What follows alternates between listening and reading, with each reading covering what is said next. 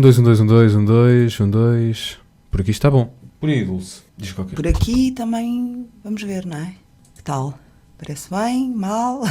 Eu vou ver. Um bocadinho mais alto, mais longe, mais perto. Mas é isso. Vamos lá.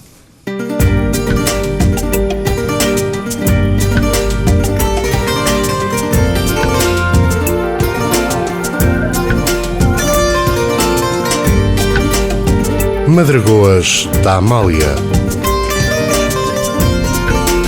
com António Vieira. Muito boa noite, seja bem-vindo a mais uma edição das Madragoas, mais uma noite de conversa e também mais um livro em cima da mesa.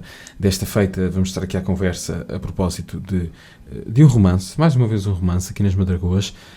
Desta feita chama-se Quando Perdes Tudo, Não Tens Pressa de Ir a Lado Nenhum.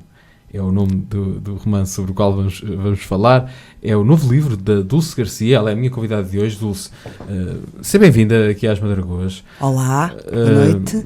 Muito bem. Olha, eu vou começar por pedir que te apresentes aos meus ouvintes. Meu nome é Dulce Garcia, tenho 46 anos, sou jornalista, subdiretora da revista Sábado e sempre quis escrever um romance e chegou à altura. Pronto, e vamos estar aqui a falar sobre este romance. É o teu primeiro romance? É o meu primeiro romance. Como é que isso é uma coisa que se decide, escrever um romance? Eu acho que decidi escrever um romance quando tinha para aí uns 10 anos ou 11. Ok, é uma coisa que já estava... É. E que ficou assim durante um tempo guardada? Ou sempre pensaste nisso e agora... Eu fiz várias tentativas. Ok. Quando tinha mais ou menos 17 ou 18 anos, não me lembro bem, estive doente, tive um sarampo tardio e tive muito tempo em casa e então escrevi um romance que devia ser uma coisa um bocado manhosa e eu tinha um amigo que era um crítico e que frequentava, eu na altura tinha um restaurante e ele frequentava o restaurante e ele também era professor na faculdade e levou o livro, ele ofereceu-me muitos livros para ler, livros muito bons, e ele levou para ler o manuscrito, e eu só tinha uma cópia, e portanto um dia ele desapareceu e o livro desapareceu também. E essa foi a tua primeira tentativa? Essa foi a minha primeira tentativa. E depois disso, outras tentativas? Sim, depois disso escrevi uns contos mais ou menos quando tinha 20 e poucos anos. Tiveram quase para ser publicados, mas o conto é um género muito pouco popular em Portugal, é muito difícil. E depois acabei por ir fazendo umas tentativas de escrever umas coisas avulsas, mas romance nunca. Como é que se iniciou então o processo de escrita deste romance que temos aqui hoje connosco? Então, eu li uma notícia, eu julgo que foi no El Mundo, na última página, no Jornal Espanhol. Eles tinham uma espécie de cromos humanos e havia uma senhora que morava há 2 ou 3 anos num aeroporto nas Canárias, uma mulher alemã, a quem eles chamavam precisamente a mulher do saco e que estava lá à espera de um homem, não sei se marido, se namorado, se amante. E aquilo impressionou muito, porque ela vivia ali no aeroporto, um bocadinho da caridade das pessoas, e eu guardei esse recorte e a partir daí decidi inventar uma vida para a mulher do saco. E foi isso que fizeste neste romance? Foi. Sem querer desvendar muito, obviamente, as pessoas têm de ler o romance para ficar a saber tudo sobre ele, mas, ou se calhar nem tudo, isto também dava uma boa questão. Sim. Fica-se a saber tudo sobre um romance quando se lê? Não, porque é? O romance fica em aberto, não sabemos muito bem o que é que acontece. Tu próprio, se calhar, não sabes tudo sobre este romance. Não, aliás, eu sei que há pessoas, como jornalista eu conheço muito os métodos de trabalho de escrita, não é? Seja de artigos, reportagens, etc. Eu tenho colegas que fazem um esquema sobre o que é que vão escrever. Eu não escrevo assim, sento-me à frente do computador e vou escrevendo. E o romance também foi assim, eu tinha uma folha onde tinha os nomes das pessoas e alguns dados que podiam ser esquecidos ou confundidos, e depois tu sentas-te e as coisas vão um bocadinho acontecendo. Não e foi um processo que durou quanto tempo, já agora? Eu comecei a escrever o livro em 2011, mas escrevi muito pouco. Depois retomei-o mais ou menos em 2013. E o ano passado decidi que estava na altura e que já não podia protelar mais. E a partir daí começaste o teu ritmo de escrita começou a ser mais intenso? Sim, muito intenso. Diário? Escrevi nas férias, sim. Escrevi à noite, sim. A partir daí, do momento em que decidi que tinha que terminar, foi assim mais intenso. Voltando à pergunta de há pouco, sem querer desvendar muito, era isso que eu estava a dizer, qual é que é o enredo deste romance? Então, é um triângulo amoroso que se estende depois a outras pessoas, porque trata-se de uma mulher que é casada, que conhece um homem que também é casado e que tem um filho. E, portanto, a partir daí gera-se uma situação que é, infelizmente, muito comum nos nossos dias, que é uma guerra que envolve a criança, não é? E que vai ter imensas chantagens, mentiras, ameaças de denúncias na polícia, falsas acusações de violência doméstica.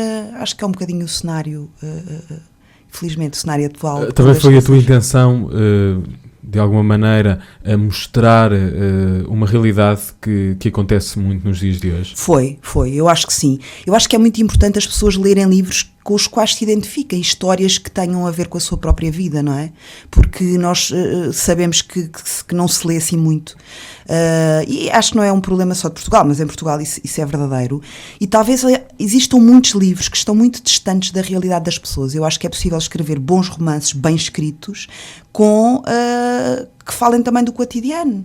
Temos um triângulo amoroso, poderemos dizer assim. Exato. Em que a criança é a personagem principal, de alguma maneira, não, ou não? Os dois personagens principais são estes dois amantes. Aliás, a história é contada alternadamente, a versão dela e a versão dele.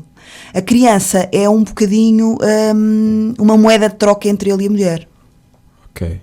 Acaba por ser uma vítima da situação? Exatamente.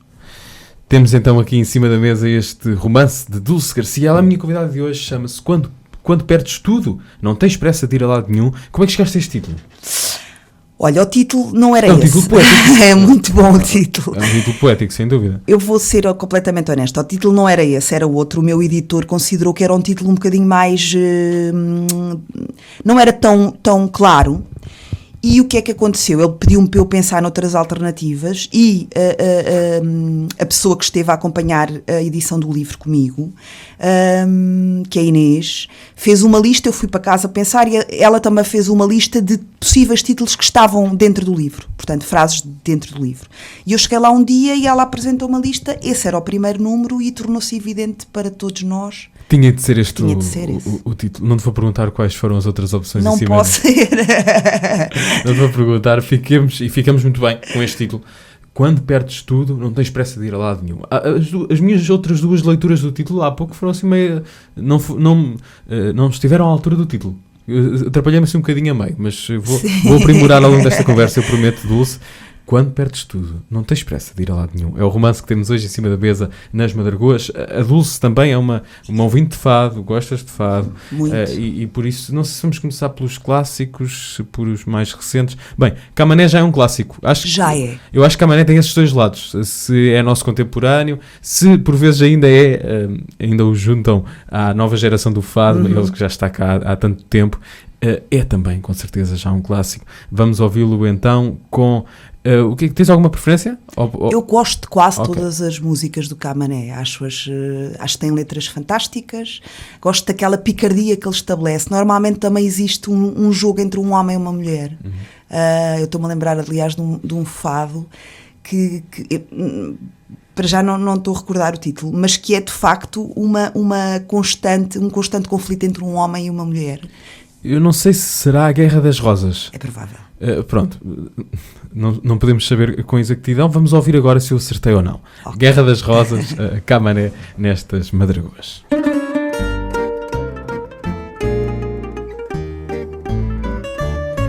Partiste sem dizer adeus nem nada. Fingiste que a culpa era toda minha. Disseste que eu tinha a vida estragada e eu gritei-te da escada que fosses morrer sozinha. Voltaste e nem desculpa pediste. Perguntaste porque é que eu tinha chorado. Não respondi, mas quando vi que sorriste eu disse que estava triste porque tu tinhas voltado. Zangada esvaziaste o meu armário e em nada ficou o meu disco preferido. De raiva rasguei o teu diário, virei teu saco ao contrário, dei-te cabo de um vestido. Queimaste o meu jantar favorito, deixaste o meu champanhe azedar. E quando cozinhei o periquito para abafar o teu grito, eu comecei a cantar.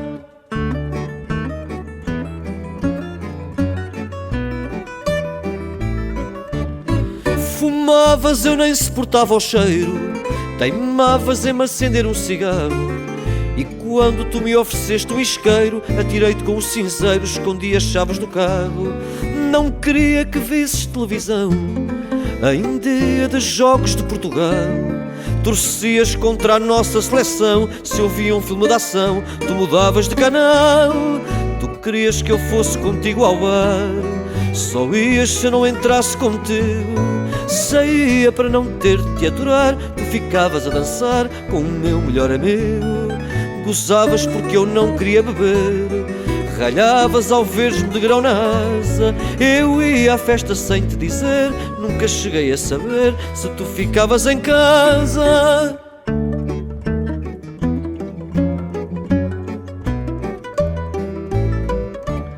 Tu deste ao porteiro roupa minha.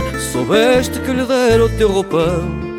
Eu dei o teu anel à vizinha e pela estima que eu lhe tinha ofereceste-lhe o meu cão.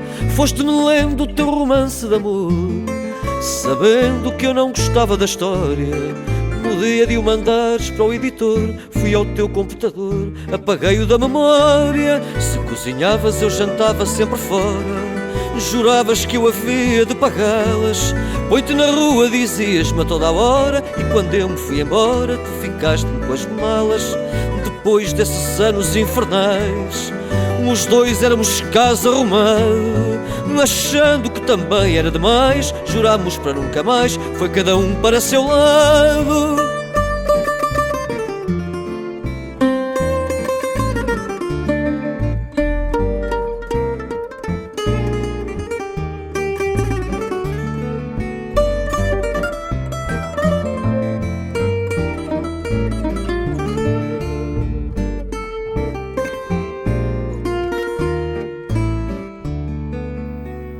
No escuro tu insistes que eu não presto. Eu juro que falta a parte melhor. Um beijo acaba com o teu protesto.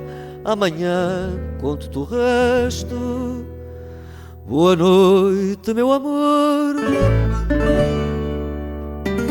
facebook.com/Madragoas da Amália. Sem acento, tudo pegado. Foi assim, era costume. Tu vinhas pedir-me lume ao balcão daquele bar. E eu disse que não primeiro. Depois comprei o isqueiro e até voltei a fumar.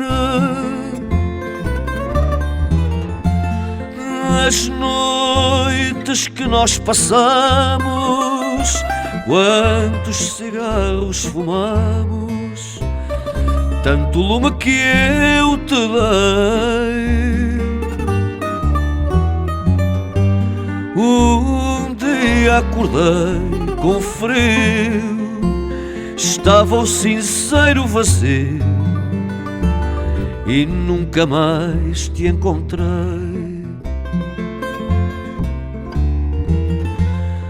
Mas ontem naquele bar, de repente vi-te entrar.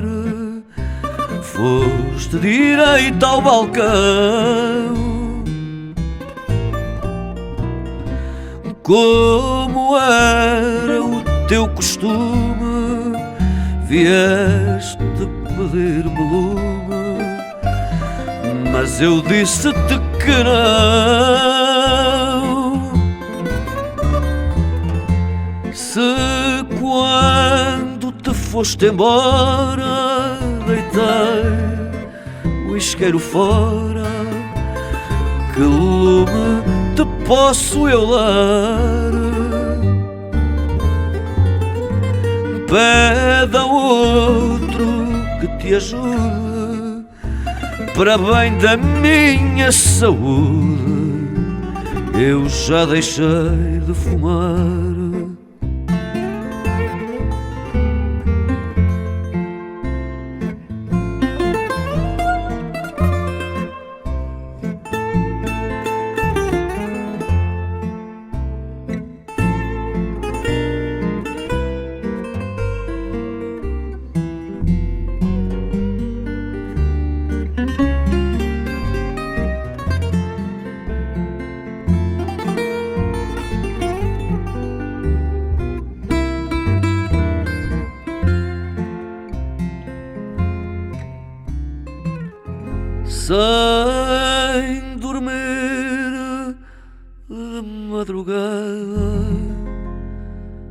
ouvi teus passos na escada, vi da janela o teu carro, debaixo do travesseiro encontraste o meu isqueiro e acendeste-me o cigarro. Debaixo do travesseiro encontraste o meu isqueiro e acendeste-me o cigarro. Camané em dose dupla aqui nas Madragoas. Ouvimos também este fantástico Lume, um dos temas que está incluído no último disco do Camané, Infinito Presente, editado em 2015. Já lá vão quase 2 anos, isto passa tudo num instante. Mas em relação ao... De facto acertei. O tema que a Dulce se referia era a Guerra das Rosas, um tema também bem humorado. Este romance tem também uma dose de humor, ou não? Tem bastante.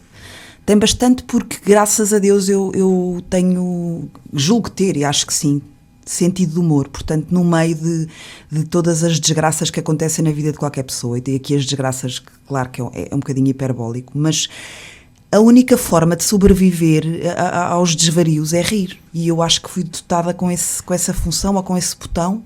E, portanto, no meio de algumas cenas mais tristes ou mais dramáticas, também há muito sentido de humor. Na contracapa deste livro há aqui uma série de perguntas interessantes que este livro pode suscitar, que este livro suscita. E eu não resisto a aproveitar aqui alguns destes pontos de partida, também para fazer com que eu próprio, eu devo confessar que ainda não li o livro, mas também que os meus ouvintes fiquemos todos com vontade de ler este teu livro, Dulce. E há aqui uma pergunta que parece-me um ótimo ponto de partida e queria ouvir-te falar sobre isto.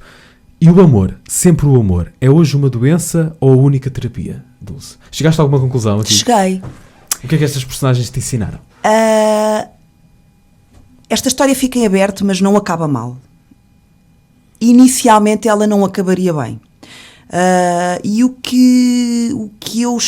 aquilo que eu concluí é que realmente o amor pode ser uma coisa obsessiva, às vezes doentia, às vezes complexa, porque eu acho que nos ensinam mal o que é o amor. Parece uma coisa ainda cor-de-rosa, ainda fácil e redentora a todos os níveis. Eu não acho que isso seja verdade.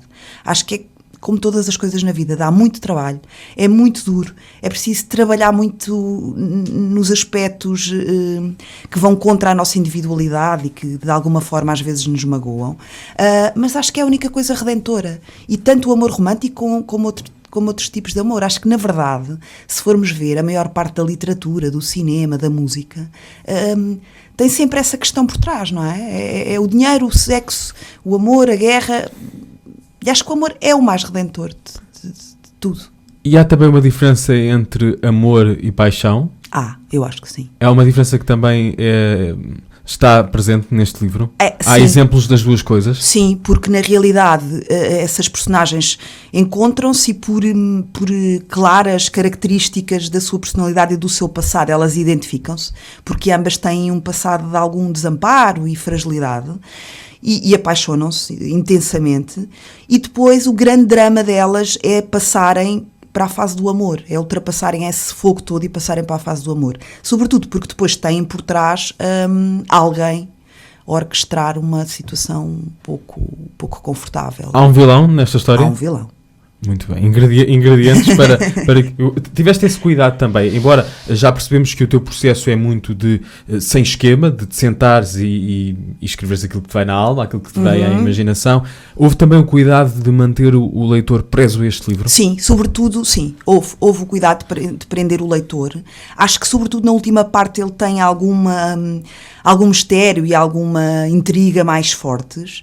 Há um vilão e eu só posso dizer que o vilão, eu sinto-me à vontade, porque é uma mulher e eu sou uma mulher e, portanto, eu diria que é mais confortável para mim, apesar de tudo, que o vilão seja uma mulher, porque...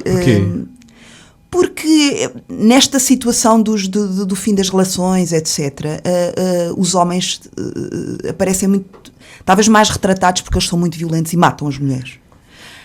Também há muitas mulheres que, as estatísticas confirmam isso, que não exercem uma violência física, não matam os homens, mas fazem muita pressão e exercem uma grande violência a nível psicológico. Há uma maneira diferente neste caso, não sei se pode utilizar esta expressão, mas há uma maneira diferente de amar? Eu acho que há. Entre Acho os que as homens raízes... Sim, Ok. eu acho que sim. Acho que as nossas raízes culturais continuam a ser determinantes, sim. Dulce Garcia é ela a minha convidada de hoje. Ainda a propósito da escrita, do processo da escrita, é muito difícil para uma jornalista, alguém que é jornalista desde sempre, Dulce, não? Desde sempre, sim. Desde sempre. É muito difícil passar para a escrita de ficção? Não. Para mim foi difícil começar a escrever como jornalista, porque eu sempre quis escrever ficção, rapidamente percebi que isso não ia levar a lado nenhum. E portanto eu pensei numa profissão que me permitisse ganhar dinheiro escrevendo. E lembro-me que os meus primeiros textos, eu tive uma primeira editora que o primeiro texto que eu entreguei, ela riscou aquilo com uma caneta vermelha e disse: isto não é nenhum romance, é uma notícia, uma reportagem. E eu lembro-me que ao longo da minha vida fui tendo diretores e editores que me diziam: eu sei sempre quando é que tu estás a escrever, mesmo em jornais diários, porque logo no primeiro parágrafo percebe-se. Portanto, a minha dificuldade é ser fria na escrita das notícias. Escrever romance para mim é o que é natural. Agora, tu és das mais velhas já, podes não ser das mais velhas, mas já tens muitos anos disto e deparas-te com certeza nas relações com jovens. Como é que tu lidas com a falta de frieza ou de algum dos parâmetros jornalísticos ausentes na escrita? Como é que tu lidas com isso? Ou seja, erros que tu fizeste Sim. em relação à escrita jornalística, que agora vês nos jovens, como é que tu tentas apontar? É mais fácil, porque, por exemplo, eu lembro-me que isto me acontecia quando trabalhava numa revista de economia, quando trabalhei no Diário Económico, que era um jornal... Em que não há muito espaço. Não. Na Sábado, desde a fundação da revista há 13 anos, que a ideia é precisamente ter uma história por trás. Porque, da mesma forma que eu acho que os livros só conseguem atrair as pessoas se lhes disserem qualquer coisa, se elas se identificarem com eles. A revista também é um bocadinho assim, tem que ter uma história, tem que ter pessoas, por isso é mais fácil, e nós até incentivamos a que as pessoas comecem a contar uma história e depois então passem a informação. Mas realmente eu já apanhei pessoas, nomeadamente estou-me a lembrar de uma, que poderia dar uma excelente romancista, porque escreve lindamente artigos, mas percebe-se que vai muito mais além. Dulce Garcia, convidado de hoje das Madragoas. Já vamos falar um pouco mais. Gostava também de fazer-te uma pergunta. Não é esse o motivo, claro, pelo qual estás aqui, mas gostava também de te ouvir falar sobre o estado da revista Sábado. O estado de correr bem convosco. Eu sou preocupado com os meios de comunicação social. Mas antes disso, vamos ouvir aqui Gisela João. E eu acho que, tendo em conta que a Gisela João tem um novo disco, chama-se Nua, um disco editado no final do ano de 2016.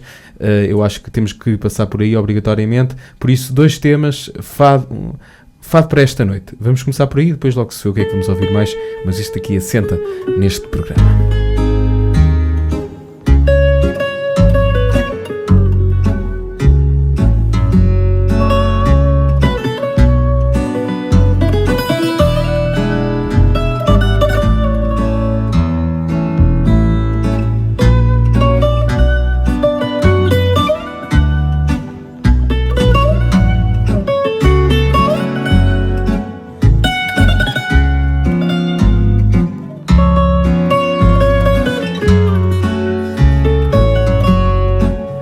Volta esta noite para mim, volta esta noite para mim, canto-te um fado no silêncio. Se quiseres, manda um recado ao luar, que se costuma deitar ao nosso lado, para não vir hoje. Se tu vieres, anda a deitar-te. Fiz a cama de lavado, cheira a alfazema, o meu lençol alinhado. Pus almofadas com fitas de cor, colcha de chita com barra de flor, e a cabeceira tem um santo alumiado. Volta esta noite para mim, volta esta noite para mim. Canto o teu fado no silêncio. Se quiseres, manda um recado ao luar, que se costuma deitar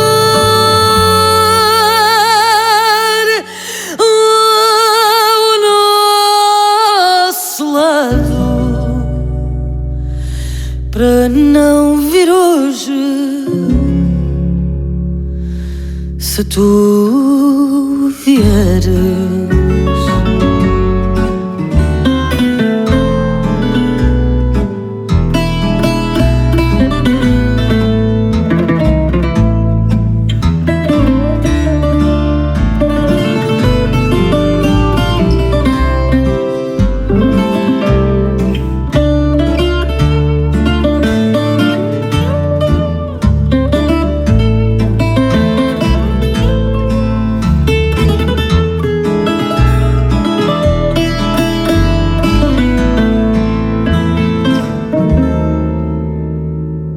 o meu chale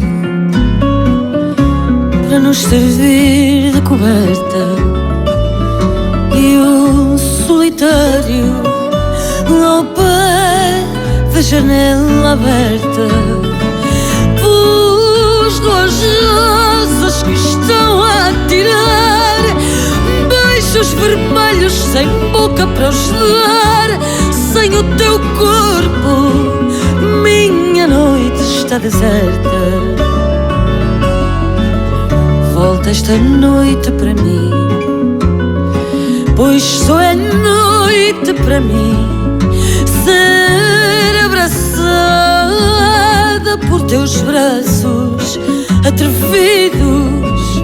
Quero o teu cheiro sadio neste meu quarto vazio de madrugada. Beijo os teus lábios adormecidos.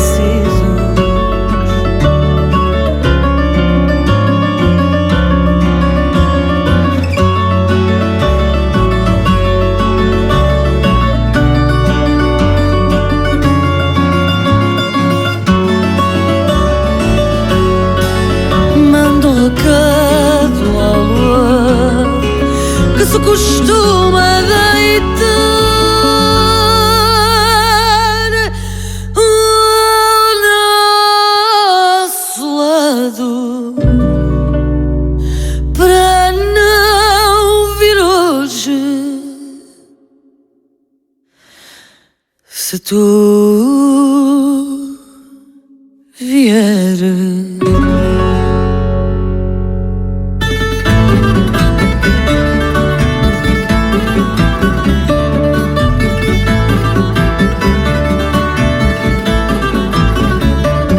Lá na minha aldeia não se vira ouvir a bater o pé, não se vira ouvir a bater o pé. Repara Maria que assim como eu faço é que é. Repara Maria que assim como eu faço é que é.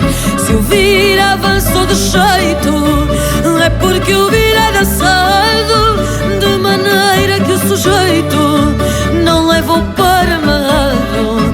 E hoje nas danças modernas, apertados à tabela, não se sabe se as pernas são dele ou são dela. Lá na minha aldeia não se vira ouvir a bater o pé, não se vira ouvir a bater o pé. Repara Maria que assim como eu faço é que é. Repara Maria que assim como eu faço é que é.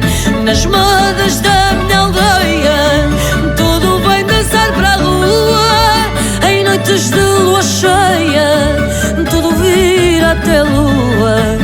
E nos teus olhos amor, quando o luar nos altera, os meus se encandeiam e eu não sou quem era. Lá na minha aldeia não se vira ouvir a bater o pé, não se vira ouvir a bater o pé. Repara Maria que assim como eu faço é que é. Repara Maria que assim como eu faço é que é. Amor, tu és a estrela que há de guiar o meu ser, pois sem ti, meu querido anjo, é-me impossível viver. Só tu és o meu encanto, a minha doce alegria. Ao teu lado senti satisfeita passo a noite e o dia. Lá na minha aldeia não se vira ouvir a bater o pé. Não se vira ouvir a bater o pé. Repara Maria que assim como eu faço é que é. Repara Maria que assim como eu faço é que é. Repara Maria que assim como eu faço é que é. Repara Maria que assim como eu faço é que é. Repara Maria que assim é que é. E também este Lá na Minha Aldeia, Gisela João em grande, e mais um disco muito bom da Gisela João, neste caso Nua, está aí disponível para ser ouvido, e por isso eu acho que vale a pena, é uma boa sugestão também que damos nesta noite. Em conversa com a Dulce Garcia, em cima da mesa temos o primeiro romance da Dulce, chama-se Quando Perdes Tudo, Não Tens Pressa de Ir a Lado Nenhum. Dulce, já lá vamos de novo ao romance. Para já faço-te a pergunta de há pouco que prometi fazer. Como é que está a Sábado? Está de boa saúde? Como é que têm sido os últimos tempos na revista? A Sábado, felizmente, tem uma situação estável, está inserida num grupo forte e, portanto, a situação está calma e está bem, com todas as dificuldades que estão no mercado. Eu acho que sim, temos todos que nos preocupar, porque estamos aqui num ponto de viragem e ninguém sabe muito bem para que lado é que vai, não é? As coisas, as revistas, os jornais têm perdido muitas vendas. Não se sabe também ainda o que é que vai acontecer em termos de futuro em relação ao online. Como é que vai gerar receitas, como é que se vão fidelizar leitores, porque existe uma sobrecarga de informação em todos os espaços, a começar nas redes sociais, etc.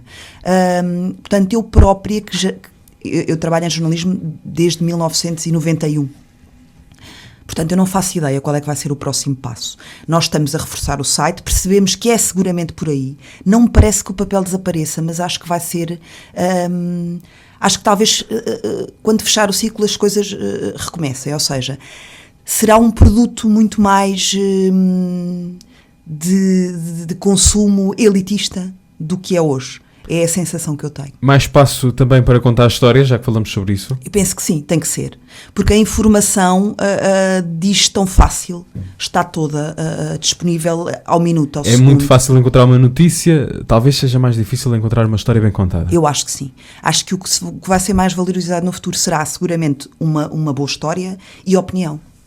Voltando aqui a estas perguntas que estão na contracapa do livro, eu acho que elas são muito pungentes e eu gostei de te ouvir em relação à outra. Há aqui uma outra que é particularmente forte, no bom sentido de nos deixar a pensar. É normal um pai não gostar de um filho? É também uma pergunta que está na base deste romance. É uma pergunta muito forte. Não é? É uma pergunta muito forte e eu acho que isso está enraizado num pressuposto que nós não queremos encarar, não é? Porque, bem, então uma mãe não gostar de um filho ainda parece mais aberrante. Eu acho que é possível. Acho que as pessoas têm todas... há uma frase que eu não sei exatamente quem é, mas que eu uso com muita frequência. Tem que ver. Não vou dizer ao botão de busca, mas vou ver, que é visto de perto ninguém é normal. Todas as pessoas têm um interior com algum lixo e com algumas mazelas. E o que acontece é que eu tenho filhos, por isso também me sinto de alguma forma à vontade para falar nisso. Quando nós passamos a ser responsáveis por alguém, quando somos pais ou mães, descentramos-nos.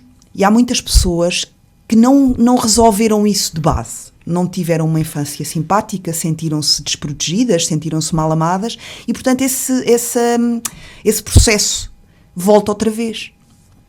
E às vezes as crianças também nascem em situações em que os pais é tudo o que menos querem, é ter filhos. Portanto, eu acho que sim, é possível um pai e uma mãe não gostarem de um filho. Voltando aqui à base e também aproveitando o facto de estarmos a falar sobre as crianças e voltando aqui ao assunto, ao enredo deste livro, como é que se equilibra um mundo em que as relações não são tão, como dizer, estáticas, com o facto de haver crianças à mistura? Nós começámos esta conversa dizendo que a criança aqui acaba por ser um bocadinho vítima de uma situação. Achas que as pessoas já começam a encontrar um equilíbrio entre estas duas coisas? Ou não? Ou nem por isso? Eu gostava de dizer que sim. Acho que sim, porque este fenómeno do crescente número de divórcios e de separações também é recente. Portanto, há sempre um processo revolucionário quando as coisas acontecem. Mas acho que existe muito ainda... existe muita violência sobre os filhos no fim das relações quando uma das partes, ou às vezes as duas, estão em conflito com o outro, ou porque não querem separação, ou porque apareceu uma terceira pessoa. Acho que sim, acho que muitas vezes as crianças são um joguete, acabam por ser, e nós vimos ainda recentemente, houve uma ou duas tragédias de duas mães que se atiraram ao mar com os filhos. É como se as crianças pertencessem às mães ou aos pais, não é? Também há pais que fogem com os filhos e que os matam como vingança contra a mãe. É como se as crianças representassem a própria relação, não é? O casamento ou a relação. E, portanto, quando ela acaba, as pessoas querem que acabe tudo. Acho que não conseguem fazer essa separação entre o recomeço. A literatura pode ser uma boa maneira de acrescentar lucidez às pessoas? Eu acho que sim. Eu gostaria que sim. Para mim é uma forma de pensar seriamente sobre as coisas. Também escrever, para ti? Sim. O que é que ficaste, a que conclusões chegaste que não tinhas antes da escrita deste livro? O que é que ficaste a saber sobre ti própria que não sabias depois de escreveres este livro? Eu acho, não sei se coincide com alguma fase especial da minha vida, mas acho que fiquei mais tolerante. Porque é muito fácil julgar, não é? É muito fácil emitir opiniões acerca das vidas dos outros, mas às vezes as pessoas dão consigo em situações absolutamente em que ficam desarmadas, porque lá está, não têm ferramentas para tratar esses conflitos que às vezes são novos, outras vezes são apenas o desenterrar. Porque as pessoas, quando crescem, quando se tornam adultas, não é? Põem muita coisa lá para o sótão e deixam-na lá estar, porque é uma forma de crescer e de lidar depois com a adolescência, que já é tão violenta. E depois, a certa altura, abrem a porta do sótão e aquilo vem tudo atrás, não é? Escrever também pode ser uma maneira de visitar o sótão. É uma terapia, sem dúvida nenhuma. Aliás, os psicólogos, os terapeutas, aconselham as pessoas a escrever e a escrever os sonhos e etc. É, claramente. Estamos na reta final desta conversa. O que é que têm dito sobre este romance? As pessoas que já leram, o que é que te disseram? Eu estou muito contente com o feedback que tive, porque desde pessoas que decidiram ler o livro durante a noite e depois não conseguiram dormir... Porque o livro é muito inquietante. Eu acho que o livro é muito inquietante. Dulce, não tens vergonha? As pessoas que querem dormir e tu fazes uma coisa... Pessoas que acham que a história é muito... É uma história muito dinâmica, porque lá está, não é linear no tempo e não é linear em termos de narrativa através de quem a conta, não é? E isso também surgiu naturalmente? Isso surgiu naturalmente. Há vários tempos e várias narrações, há vários narradores? Sim. Há flashbacks e depois há mudanças de narrador, sim. E foi algo que não foi pensado? Foi pensado, não. Que serviu aquilo que queria... Sim, pareceu-me que era o mais dinâmico, assim como, por exemplo, eu decidi pôr algumas entradas de coisas que as pessoas vão pesquisar à internet, não é? Okay. Dói-me um pé ou não sei o quê, eu tenho síndrome e vão pesquisar e está lá a definição exata, porque é uma coisa que nós hoje fazemos também. Isso Sim. também não era pensado, achei que era... E por vezes os escritores separam muito uma ideia de escrita da própria vida que as pessoas levam hoje em dia, não é? Não é? Esse facto que está ligado às novas tecnologias, de ir a procurar uma coisa à internet, alguns escritores podem ter a sensação de que isso de alguma maneira vai tirar vai tirar romantismo, por assim dizer, à escrita, mas não, acrescenta a realidade. Claro, não é? E para mim o facto de haver esta quantidade de informação disponível é fantástico, porque eu estou a escrever e decido perceber qual é o fenómeno do efeito borboleta e basta-me carregar, escrever uma palavra e pesquisar e fico a descobrir 500 coisas. Claro que depois vou ter que saber separar o que é lixo e não é, ou é melhor informação. Mas isso eu também tenho a parte jornalística que Sim, tens as tuas skills. Tenho o filtro mais apuradinho, exatamente. Muito bem. Dulce, queres acrescentar mais alguma coisa? Tens aqui agora o teu tempo de antena? Sim, eu gostava de falar precisamente sobre isso, que diz-se muito que a literatura em Portugal ou é muito difícil ou é muito suave. Eu gostava de dizer que pode não ser nada disso. Há ótimos livros sobre a realidade, sobre o cotidiano. Eu gosto muito, por exemplo, de literatura brasileira e inspiro-me muito nesses casos. Algum autor específico? Eu gosto de quase todos. Eu gosto muito Gosto, por exemplo, de tudo o que é Nelson Motta, acho muita graça. Gosto muito do Ruben Fonseca, que é maravilhoso. Gosto de coisas novas. Há um tipo que escreveu um romance que é muito bom, que se chama Barba Ensopada de Sangue. Que saiu já em Portugal, é verdade. Saiu já em Portugal. Aliás, eu vou, enquanto continuas a falar, eu vou aqui pesquisar. Lá está a internet, que é para porque eu lembro de ter visto tantos, e eu estou a ser injusta. Mas é impossível dizer todos também.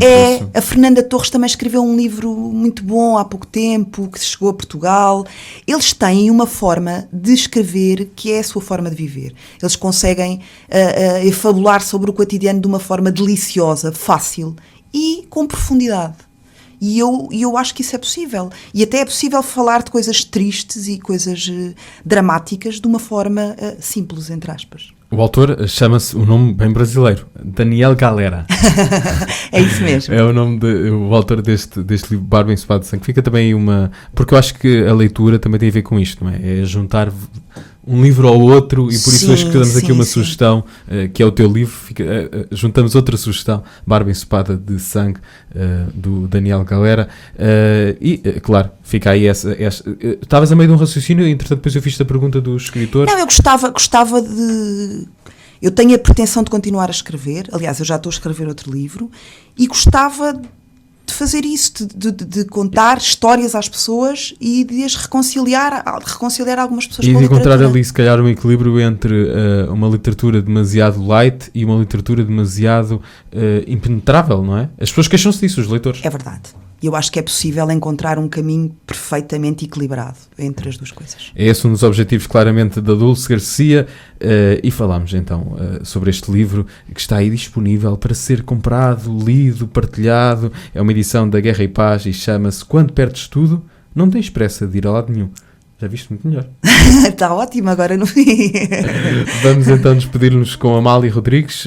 Se cá tem a ver com o livro também, chama-se Cuidado, Coração. Até amanhã. Forte abraço. Adeus.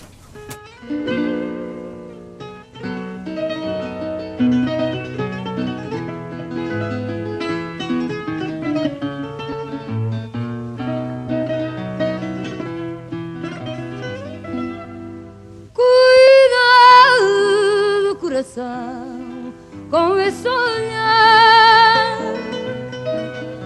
Cuidado, coração, com quem é pena.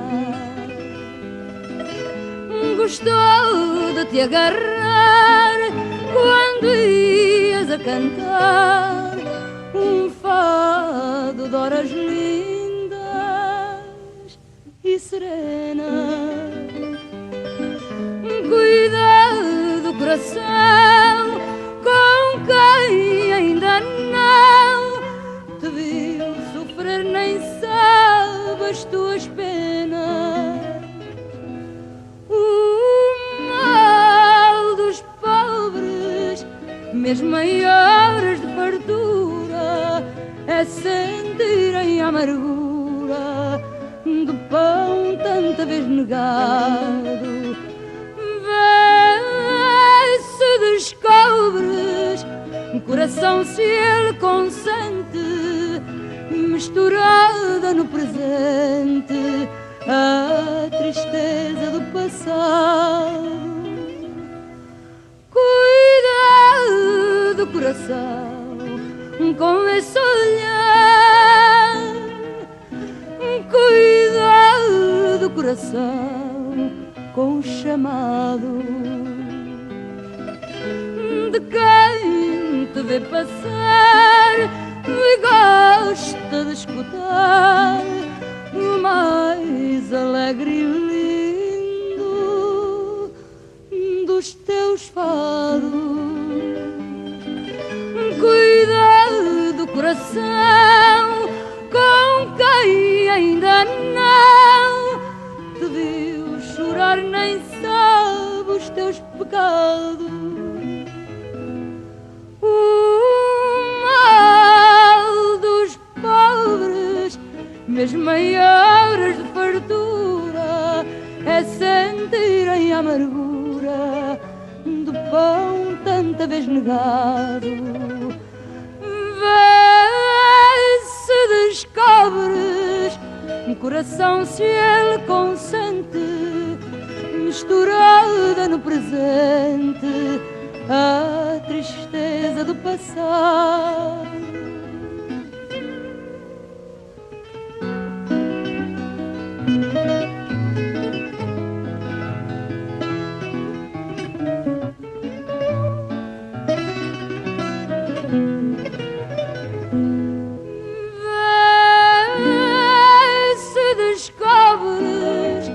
Coração se ele consente, misturada no presente a tristeza do passado.